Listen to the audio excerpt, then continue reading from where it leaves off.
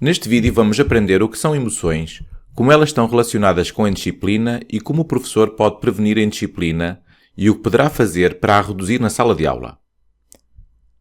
A emoção é uma resposta do indivíduo aos estímulos exteriores. É possível fazer a regulação das nossas emoções, mas isso precisa de ser exercitado tal como se fosse uma capacidade. Para isso devemos conhecer as próprias emoções, identificando as emoções ou reconhecendo os sentimentos enquanto os mesmos ocorrem. Se não conhecermos e identificarmos as nossas emoções, iremos permitir que elas nos dominem. Gerir as emoções, controlando as nossas emoções e impulsos, e nos tranquilizarmos e afastarmos de ansiedades, tristezas ou irritabilidades.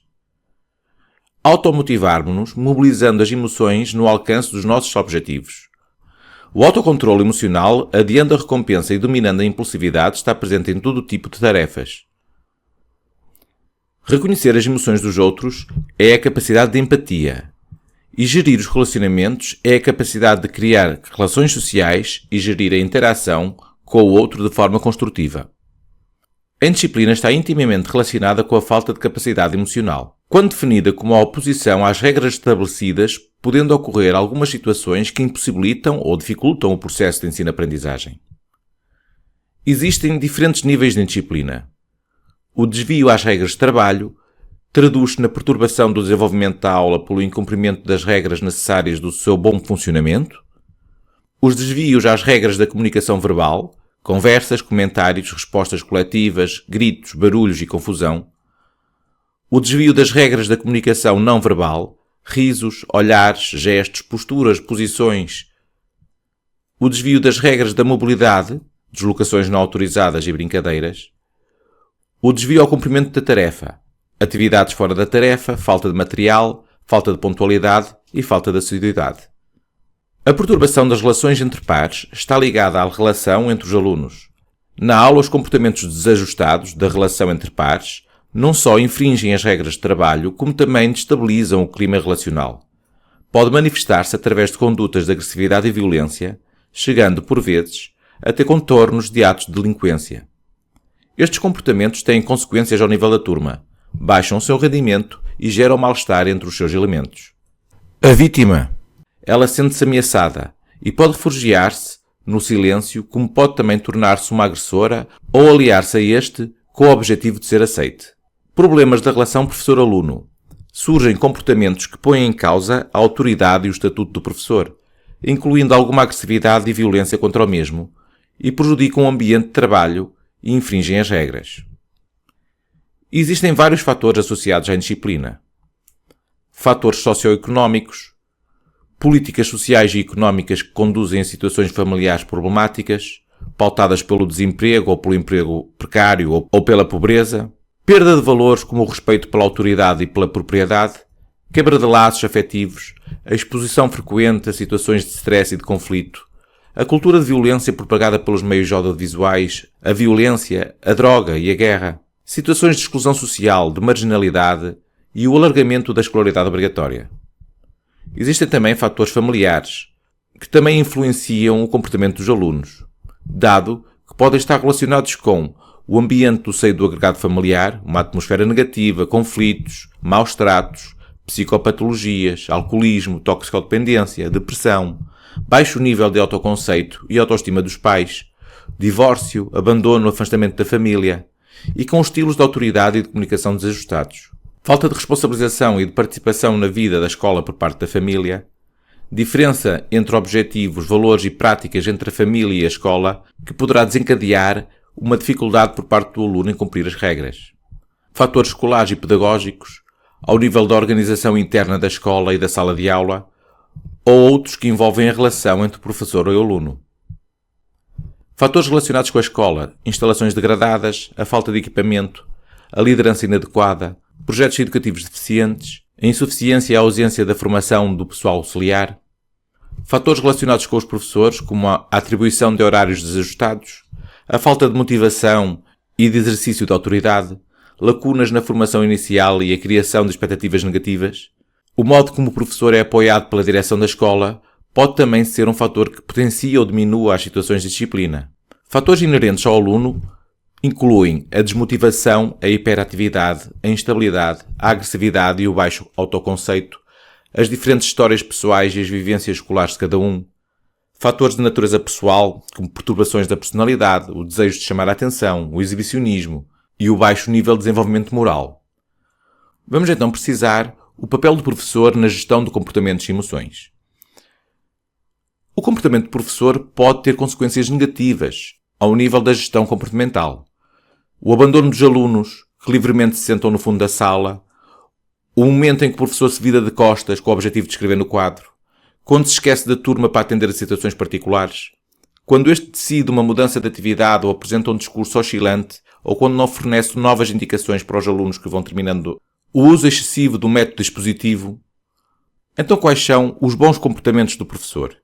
Ter um olho de lince, tendo a capacidade de se perceber de um comportamento desviante desde o início. Usar a sobreposição, lidando com um comportamento desviante enquanto prossegue com a aula. Ser tranquilo perante a existência de comportamentos que interrompam a aula. Controlar o seu ímpeto perante os comportamentos que atrasem o ritmo da aula. Alertar o grupo para manter atentos os alunos que não estão envolvidos nas tarefas ou avisá-los da tarefa que se segue. Responsabilizar os alunos no empenho das tarefas. Despertar para o desafio, mantendo os alunos entusiasmados e envolvidos. Apresentar a variedade das atividades da aula. Circular entre os alunos ou ocupar um lugar central na sala, bem como dispor adequadamente os alunos na sala. Prestar atenção simultânea a vários fenómenos. Evitar a interrupção súbita do trabalho dos alunos com uma ordem, afirmação ou pergunta enquanto estes estão ocupados. Evitar terminar um tema, começar um novo e retomar o tema que havia terminado. Ocupar todos os alunos, mesmo quando se sentem necessidade de estar em interação apenas com um aluno ou com um pequeno grupo. Para que o aluno permaneça ocupado, é necessário que o trabalho tenha um nível de exigência adequado.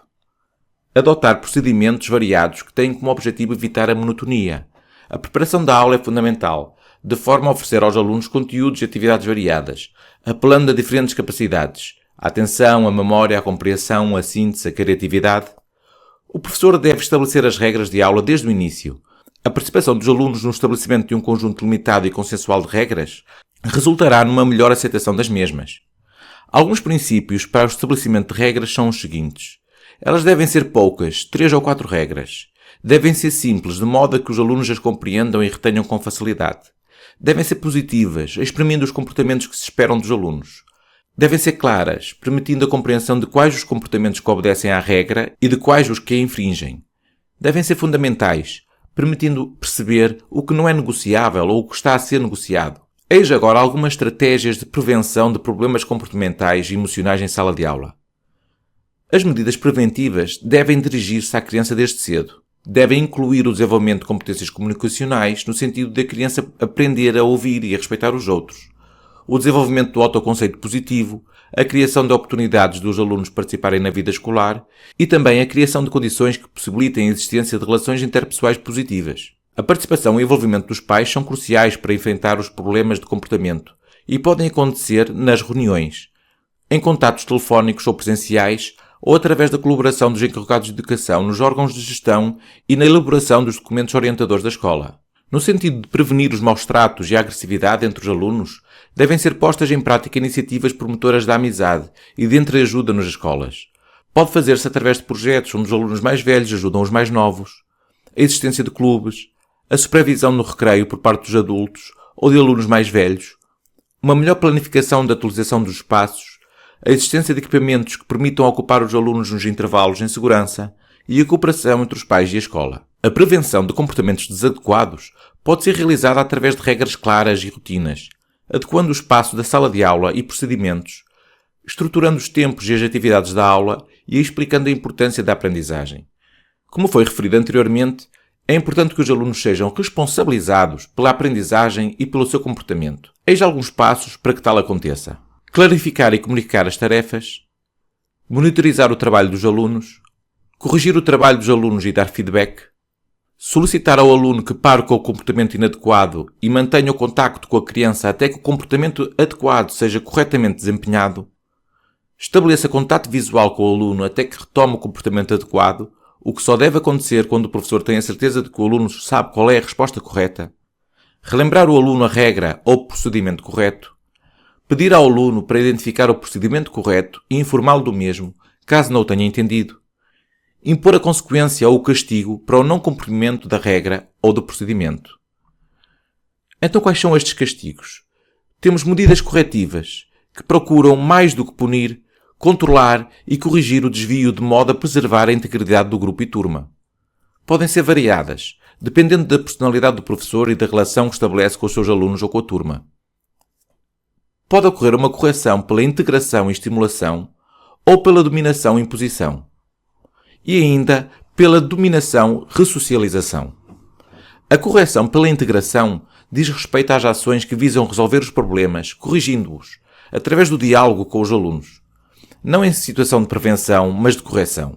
Neste sentido, devem prevalecer as bases do poder do professor, apelando às regras e partilhando o ponto de vista uns com os outros.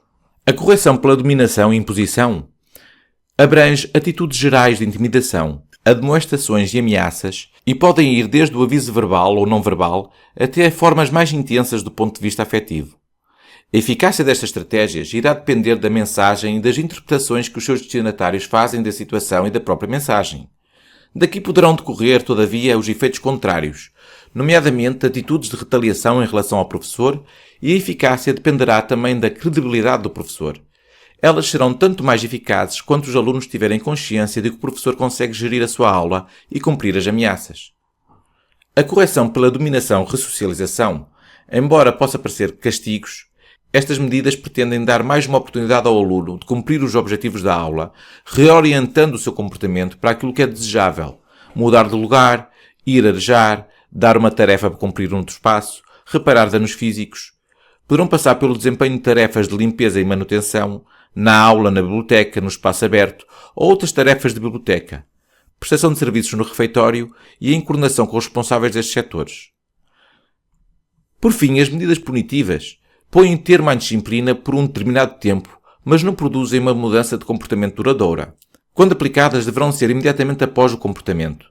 Contudo, em vez de ter o efeito esperado, podem surgir como um reforço positivo ao comportamento desviante. É importante cumprir com estes 3 requisitos: a razoabilidade, a adequação à gravidade da situação e a consistência, aplicando o mesmo castigo a todos os alunos em situações semelhantes. Muito obrigado por terem assistido a esse vídeo. Não se esqueçam de dar um gosto, partilhar e subscrever ao canal.